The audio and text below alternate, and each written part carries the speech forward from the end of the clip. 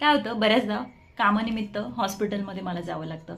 त्यामुळे बऱ्याचशा महिला तिथे येत असतात ट्रीटमेंट घेण्यासाठी, डिलिव्हरीसाठी, त्यांना काही समजा आजार झाला असेल तर तो बरा करण्यासाठी, थोडक्यात डॉक्टरांसोबत कन्सल्ट करण्यासाठी.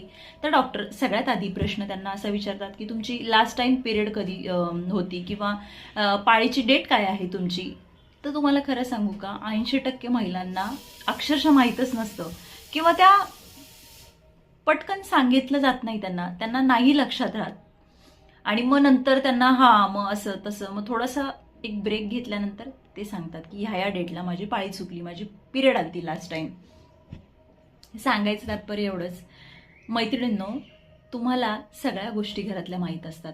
गॅस कधी संपणार आहे, लास्ट टाइम तुम्ही किराणा कधी आणलेला आहे, मुलाच्या शाळेची फी कधी भरायची आहे, किंवा छोट्या छोट्या बेसिक गोष्टी आहेत त्या सगळ्या तुम्ही नोट डाऊन करता किंवा अक्षरशः तुमच्या डोक्यात ठेवता.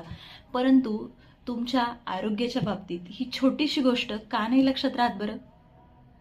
असं नका करू. तुमच्या ज्या काही आरोग्याविषयक जबाबदारीच्या गोष्टी आहेत, ज्या आरोग्या रिलेटेड आहेत, त्या तुम्ही लक्ष द्या. तुमच्या बॉडीमध्ये काय काय चेंजेस होतात ते, किंवा तुम्हाला काही त्रास होतो का, तुम्हाला काही बॅक पेन चालू झालं आहे का.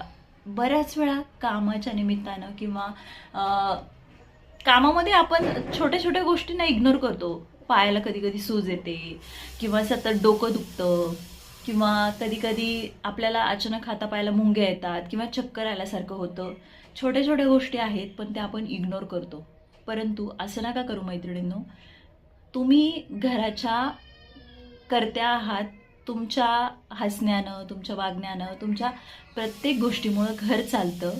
जसं तुम्ही सगळ्या गोष्टी काम करता मान्य आहे, पण तुमच्या हेल्थकडे तितक्याच